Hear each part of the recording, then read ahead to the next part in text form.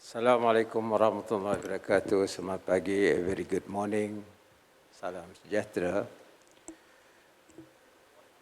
Honorable Deputy Premier, Honorable Ministers and Deputy Ministers, Excellencies, Chairman of Sarawak Energy, Group CEO of Sarawak Energy, distinguished guests, distinguished speakers, participants, ladies and gentlemen. Thank you for inviting me to deliver the officiating address at the Sustainability and Renewable Energy Forum, or SAREF 3.0, powered by Sarawak Energy. I think they got extra power. I also extend my thanks to the supporting ministries of utility and telecommunication, as well as energy and environmental sustainability. I would like to congratulate to all parties for bringing us the third edition of SAREF. And I would like to welcome to our international speakers and delegates to Kuching, Sarawak, especially if you are from sustainability and renewable energy sectors.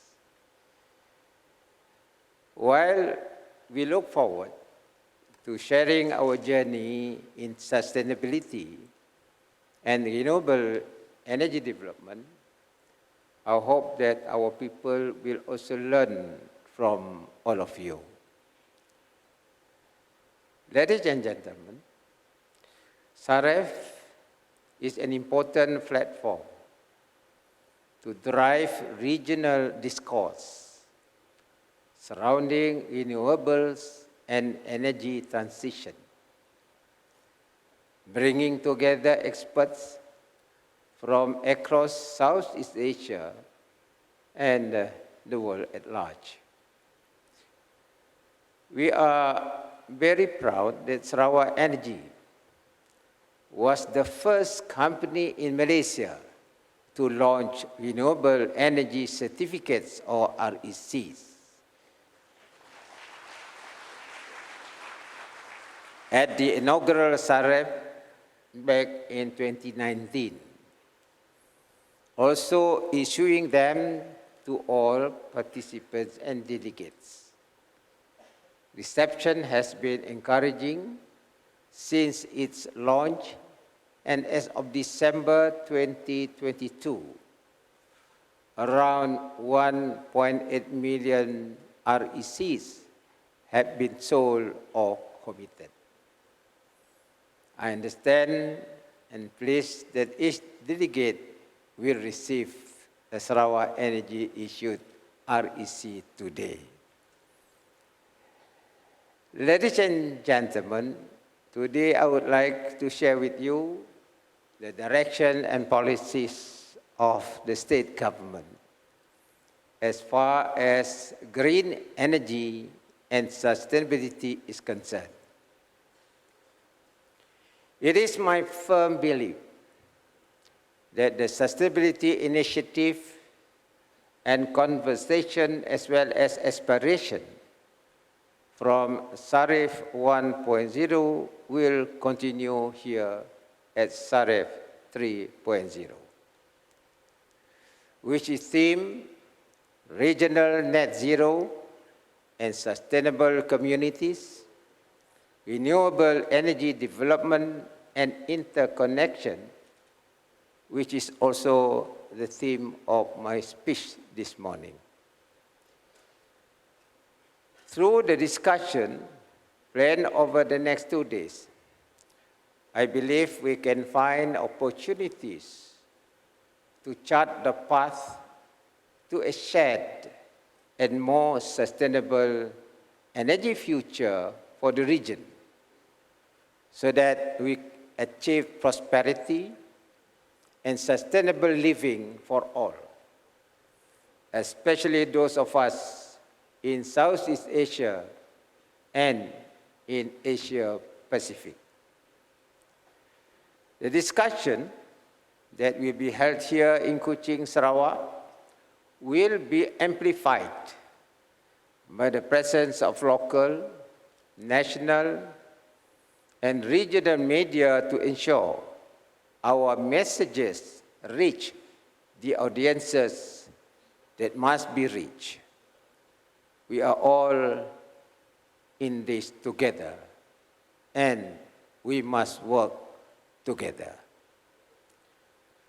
Ladies and gentlemen, for the benefit of our non-Sarawakian attendees, allow me to provide some background on Sarawak.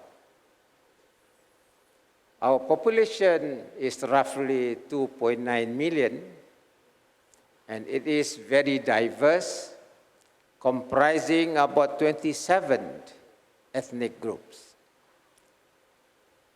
Our official languages are Bahasa Melayu and English, and both are widely spoken, with Mandarin also commonly used. We also speak about 40 different languages and dialects among friends and family. On the whole, we get along very well with each other, even across political and other differences. Part of Malaysia, Sarawak is a very large territory, occupying roughly 12.4 million hectares of Borneo, with a large network of rivers, marked by a long coastline, mountainous interior landscape, and extremely rainy climate. We have the highest percentage of forest cover in Malaysia, accounting for 42.4% of the total land area. In addition to being blessed with diversity of people, we have also been blessed with diversity of natural resources, such as timber from our forests, oil and gas, as well as coal. Now, coal is no longer our main thrust. In developing our natural energy resources to benefit our people, Sarawak's leaders have always had a clear and practical view of our possibilities and limits over the course of our history. Our history of energy development goes back over 100 years. Under the Brooke administration, Sarawak began upstream petroleum production in 1910. In 1921, we established Sarawak Energy, which is one of the region's oldest electricity utilities, tasked with a mission to electrify Sarawak and achieve our vision of becoming a regional powerhouse.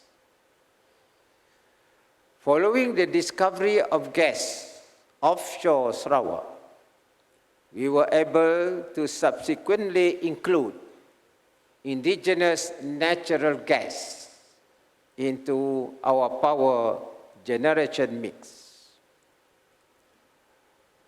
Our coal-fired power plant also use local coal. Despite the availability of local coal, we have committed to building no new coal power plants. Actually, we want to decommission our coal power plant. With our 600 megawatt Balingan coal-fired power plant, commissioned in 2021, being the last, Sarawak Energy has commenced the decommissioning the older coal plants, starting with the one in Sejingkat coal-fired power generation. The next one will be Balanyan. Ladies and gentlemen, recognizing that our indigenous petroleum and coal resources were finite, Sarawak's early leaders looked to explore other, more sustainable natural resources. A study commissioned in the 1960s revealed 20,000 megawatts of identified hydro potential. Further studies indicated that there are 12 prospective hydropower sites with a potential of 8,000 megawatts, ensuring that we would have an abundant supply of reliable and renewable energy for the future to meet domestic and export demand. Our natural terrain and rivers are ideal conditions for hydropower development, which has been the foundation for our ongoing socio-economic transformation and energy transition. Up to mid-80s, Sarawak was completely dependent on fossil fuels and had distributed grids for different cities. In 1985, we commissioned our first hydroelectric plant, the 108 megawatt Batang Air hydroelectric plant. With a greater understanding of what benefits hydropower could deliver for Sarawak, we launched the Sarawak Corridor of Renewable Energy, or SCORE, in 2008. To further harness hydropower, to drive industrialization, attract investment, and drive job and wealth creation in Sarawak through globally competitive tariffs. Under SCORE, the Murun and Bakun dams have been developed, and together with Batang Air, a total production of 3,500 megawatts of renewable energy. A fourth 1,285 megawatt hydroelectric project in Bali is currently under construction and is scheduled for completion towards the end of this decade. These plans are a vital part of our effort to build a modern power system and state power grid for Sarawak. We have also developed small hydropower projects that support off-grid communities and rural electrification in Sarawak's many remote villages. Under the Ministry of Utility and Telecommunication, Sarawak Energy has also achieved close to full electrification through grid and off-grid solutions.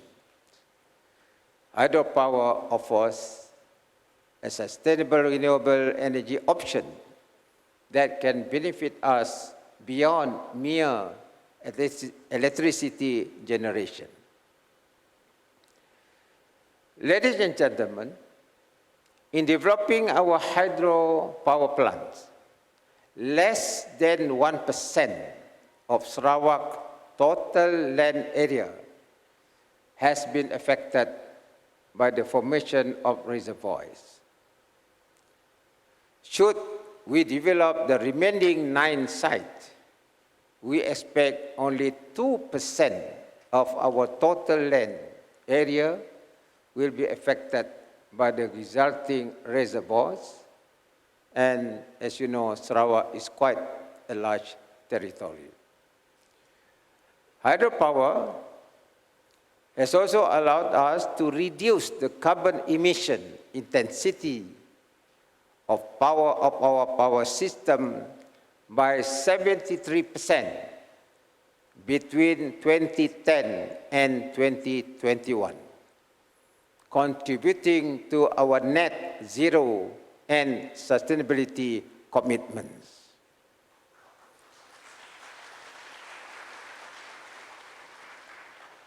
We are also exploring the concept of cascading dams construction to produce power, modeled on those in Tasmania, the Nordic countries, and River Danube in Europe. In addition, we also want to explore the use of wood pellets from biomass to produce energy like that in United Kingdom.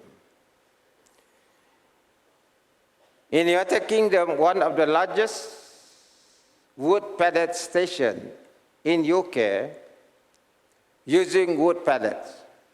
There are 4 wood pellet units in UK producing 2,500 megawatts.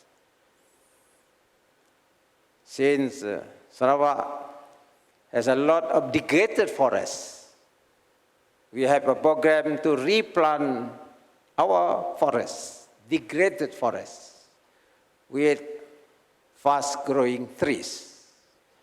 This will be the feedstock for wood pellet and other biomass.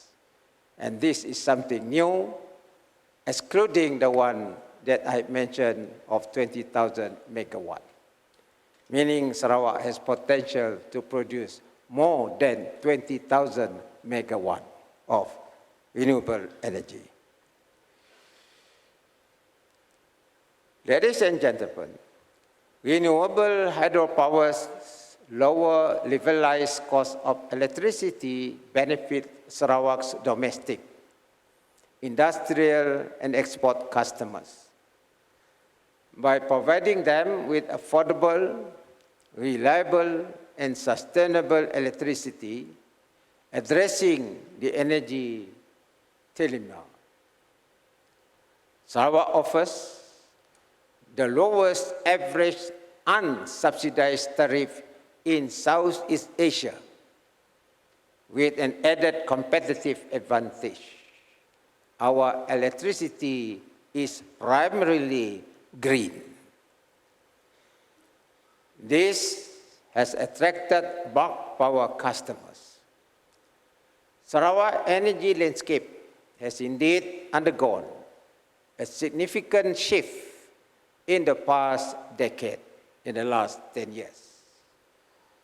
Our generation mix transitioned from being primarily fossil fuel to predominantly renewable hydropower. This is complemented by natural gas, off-grid diesel, off-grid solar, with floating solar in the plan. Our balanced approach to energy development has allowed us to address the energy trilemma of sustainability, security, and affordability with a good measure of flexibility. For energy security, we will continue to maintain thermal plants in our generation mix, although renewable energy will continue to dominate our generation mix. Ladies and gentlemen, now I would like to share with you the post-COVID-19 development strategy 2023. As part of the global community, Sarawak also suffered from the unprecedented crisis of COVID-19. The pandemic offered mixed blessings. It closed our borders, slowed development, but also gave us time to rethink and reset our pathways to prosperity for a more just and inclusive future. In 2021, during the crisis, Sarawak launched our own ambitious plan to achieve high income status for our people by 2030. The Post-COVID-19 Development Strategy, or PCDS, powered by renewable energy. Together with my team from both the public and private sectors, I developed the PCDS to restructure and diversify our economy into high-valued downstream industries with the aim of creating a thriving society that is driven by data and innovation, aligned with the United Nations Sustainable Development Goals, or UN SDGs. We believe that this will ensure economic prosperity, social inclusivity, and a sustainable environment for all of Sarawak people. And if we manage interconnection well as a region, it will be for all Southeast Asia. Under this new strategic initiative, renewable energy has been identified as a key enabler for us to achieve our development goals.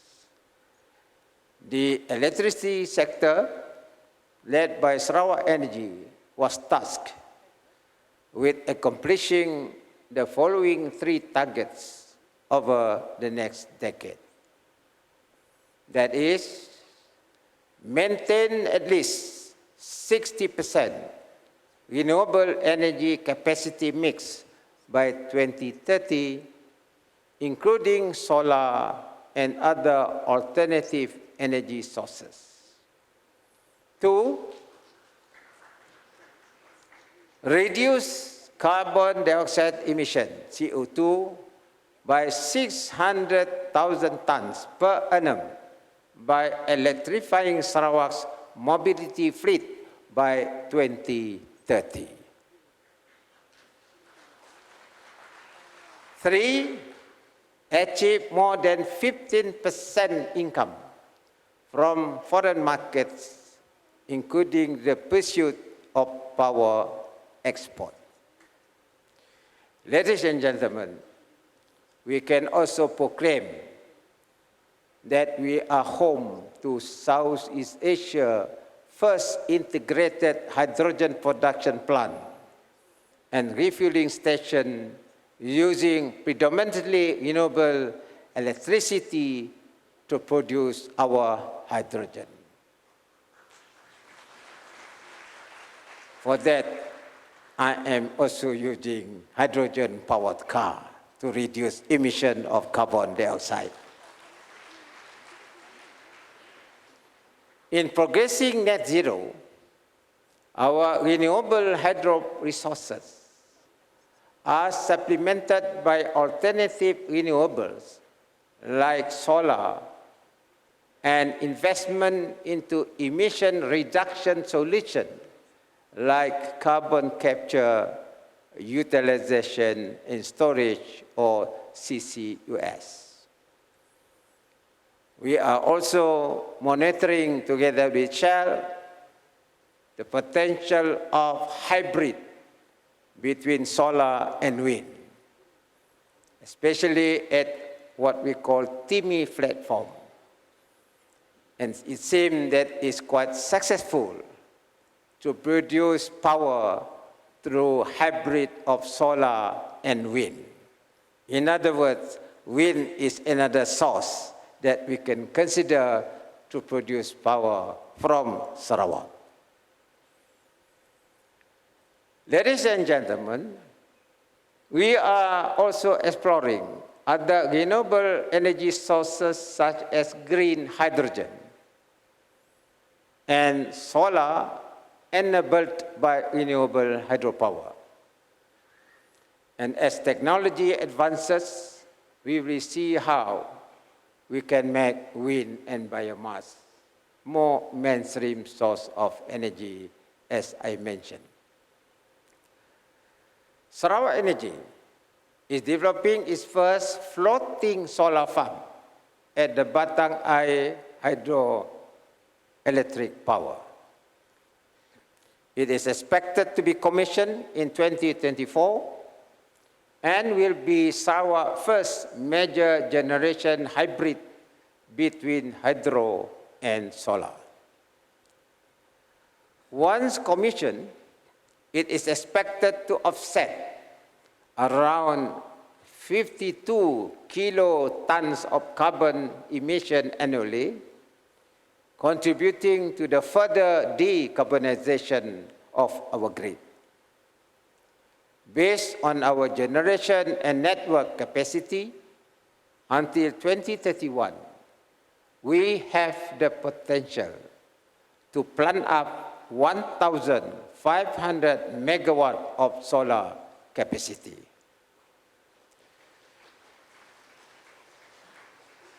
Sarawak Energy has also embarked on a pilot 60 megawatt battery energy storage system, or BESS, which will be located at its Jingkat coal-fired power plant.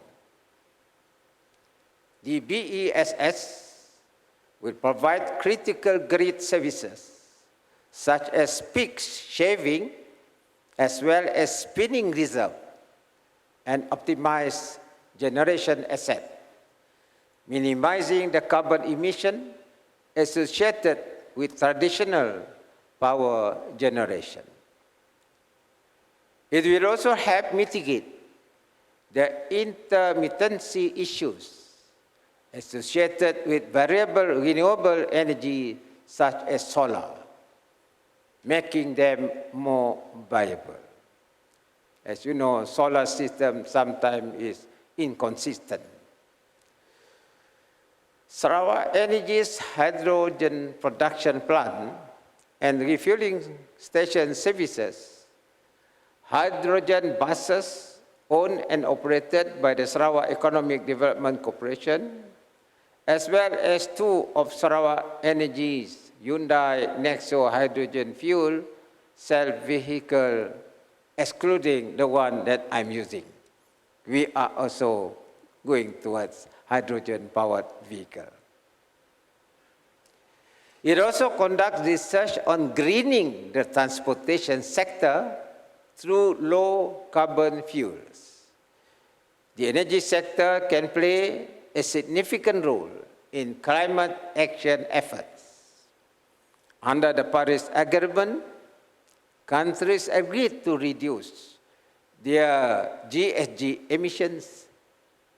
Malaysia has pledged net zero GHG emission as early as 2050 in the 12th Malaysia Plan, and in May this year, the federal government set out an ambitious target to achieve 70% renewable energy installed capacity by 2050. Malaysia aims to lower its GHG emission while reducing the country's reliance on carbon fuels to generate energy, as outlined under National Energy Transition Roadmap, or NETR, in pursuit of energy transition, addressing sustainable energy development and climate change. Sarawak will be instrumental in achieving these goals. Interconnection. The federal government also lifted the ban on cross-border trade in renewable energy in May this year. While this did not affect Sarawak's power interconnection with Indonesia, which commenced in 2016, we see this as crucial in encouraging cross-border electricity trade for the region. Interconnections are one of the primary ways for our region to achieve regional net zero and energy transition targets. Our first interconnection with West Kalimantan, Indonesia, in 2016 was the first step towards realizing the Borneo power grid, and its success encouraged us to pursue similar bilateral interconnection projects. Building upon this strong relationship established with our Indonesian neighbors, Sarawak Energy is progressing the Mentarang Indo-Hydroelectric Project, or MIHEP, in North Kalimantan via a joint venture company with our Indonesian partners.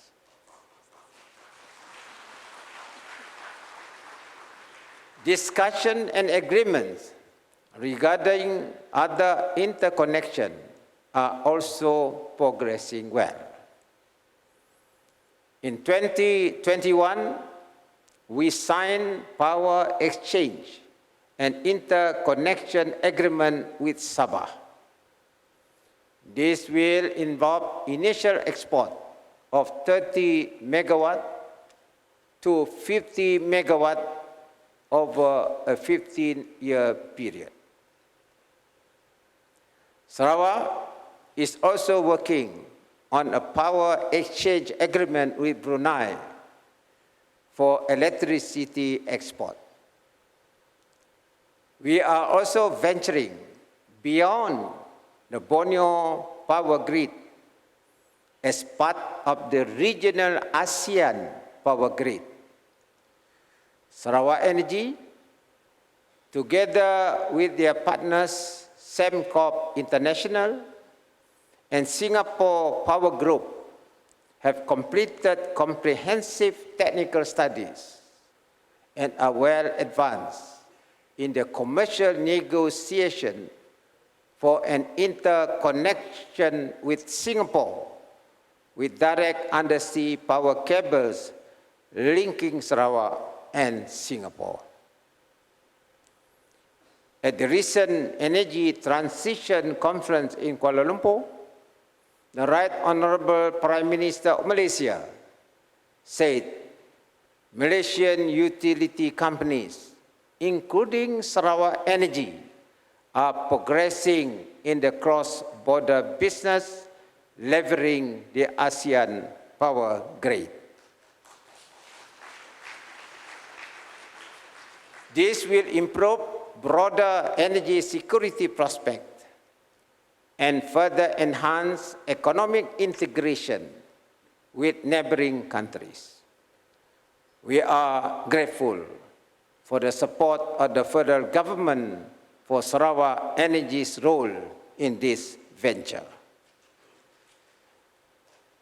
Sarawak is in a prime central location in Southeast Asia, on Borneo's northeast coast, sharing our borders with Indonesian Kalimantan on the island of Borneo. As you know, Nusantara is to be there, as well as Brunei and our neighbor sister state of Sabah. Sarawak can play a central role in progressing regional energy transition by sharing our hydro-based resources with regional neighbors via interconnections. Collectively, the projects are vital building blocks for the aforementioned ASEAN power grid. And in pursuing them, I believe Sarawak can become the battery of ASEAN, helping to link power grids across the region. Ladies and gentlemen, now I would like to touch on sustainable communities. Through the post-COVID-19 development strategy and Sarawak Corridor of Renewable Energy, Sarawak has made great strides towards the creation and cultivation of sustainable cities and communities in the state. In addition to these two strategic initiatives, Sarawak is also developing the Sustainable Sarawak Blueprint, which guides all sectors and communities in the state to achieve sustainability goals. We prioritize environmental sustainability, aligning our development path with the UN SDGs while pursuing balanced economic growth by taking a responsible approach to the development of our natural resources. Our Kuching Smart City Master Plan aims to promote economic growth and improve the quality of life for the city's residents by leveraging data analysis and smart technologies, including low-carbon mobility. Under our green energy agenda, we are exploring several ways to decarbonize the state transport system and further transition us towards a low-carbon economy that already has predominantly green electricity as a pillar. Our first electric bus, powered by Sarawak Energy, arrived on Kuching's Road in 2019, and it is still in operation today. Hydrogen has many applications in Sarawak existing industries and can be exported in various forms via different methods.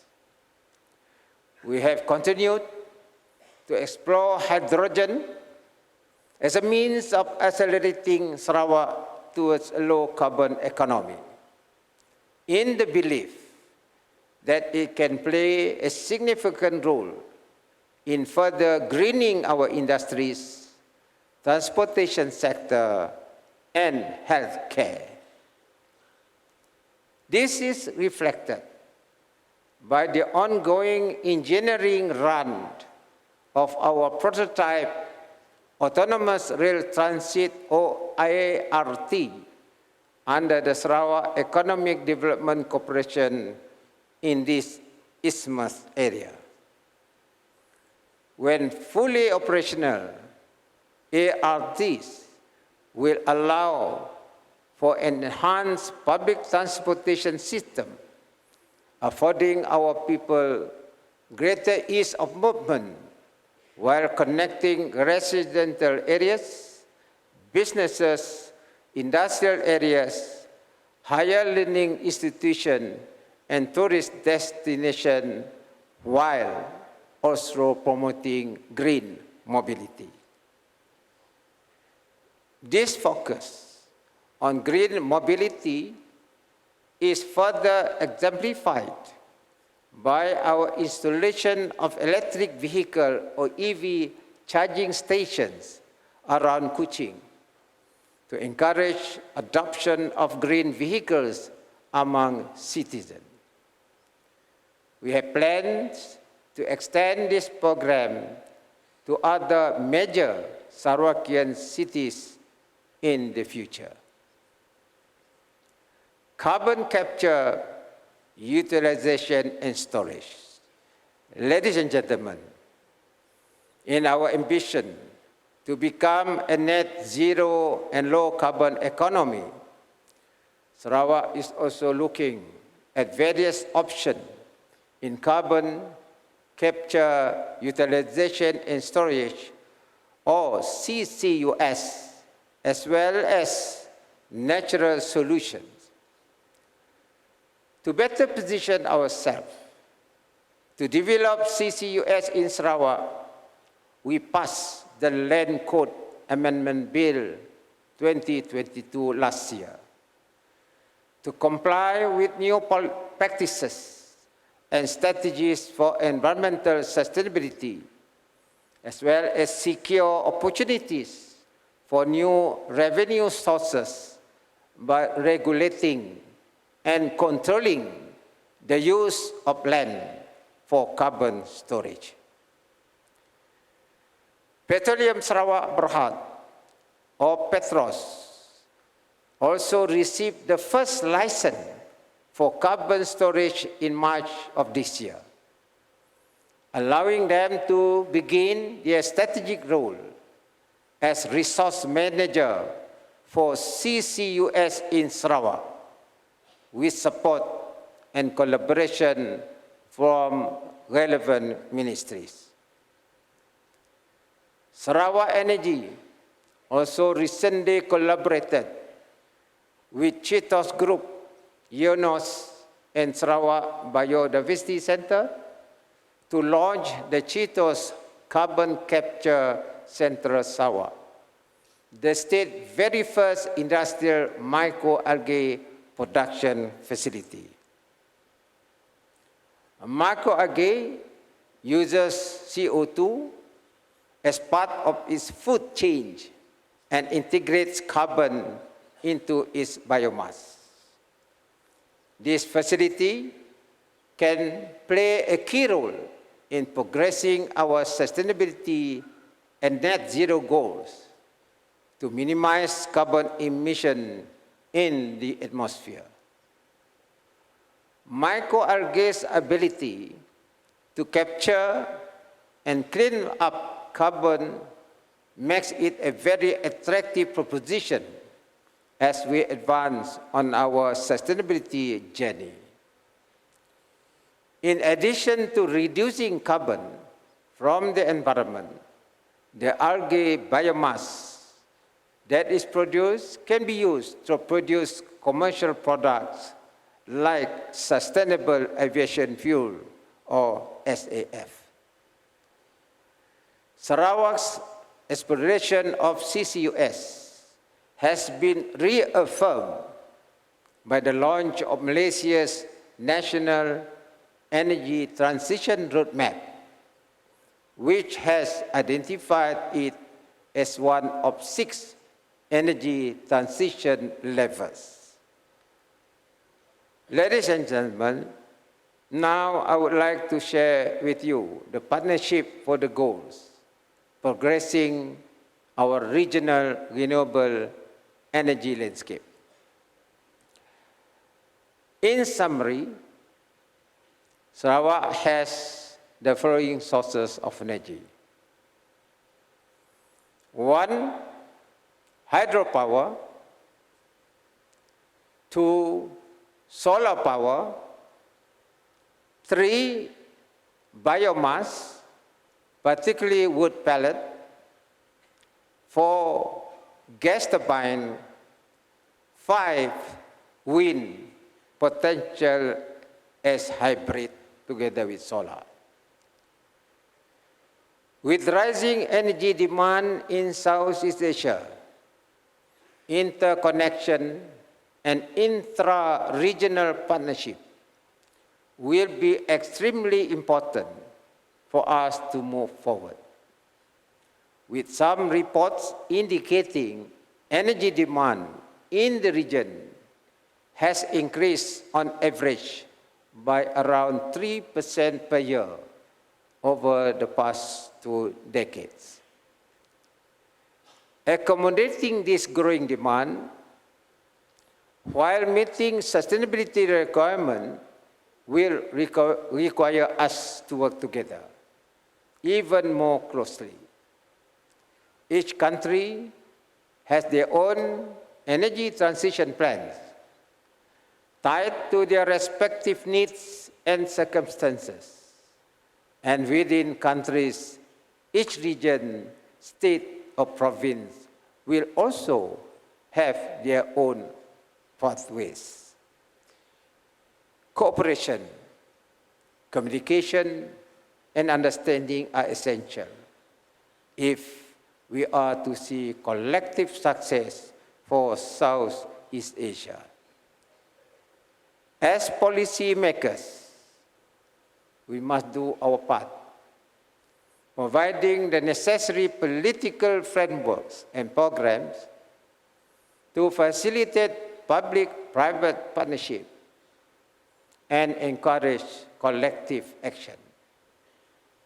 In the face of global warming and a growing climate crisis, it is essential for us to align ourselves and make a shared commitment to balancing people, planet, and profit to ensure continued and sustainable prosperity for all. No one can or should be left behind. Whether you are from civil society, or public or private sector,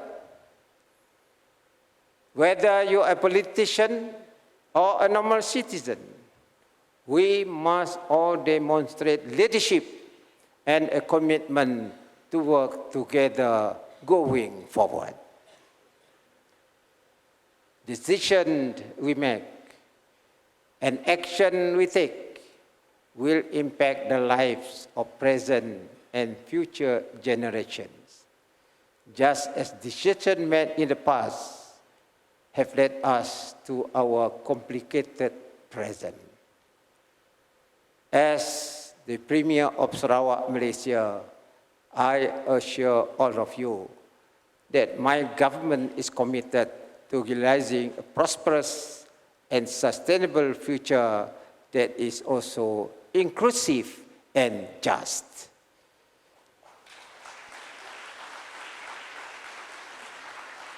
We have reached a crucial point in our ongoing transformation, but I am confident that we will navigate this journey successfully, especially if we maximize the opportunities presented to us through key platforms such as SAREF, as well as the World Hydropower Congress to be held in Bali, Indonesia at the end of October. Sarawak offers sustainability and renewable energy opportunities, and we are interested in working with like-minded countries, organizations, or entities that are similarly committed to a sustainable energy future for our region and the world. It is our shared responsibility to work together to balance current and future energy demand with sustainability principles. SAREP is an important platform to progress toward this goal, bringing us together to hold important conversation and explore potential partnership. Our respective sustainability journeys are far from over. Although we have achieved significant milestones over the past several years, more still needs to be done. We must actively search for new innovation, new technologies, new processes to progress even further. It is time for us to empower our people and embrace the challenges ahead. We hope that the dialogue, conversation, and networking opportunities at SAREF 3.0 will help us to move close towards achieving our aspirations. Thank you again for joining SAREP 3.0, and together we can shape a sustainable and prosperous future for everyone in the region. Thank you very much.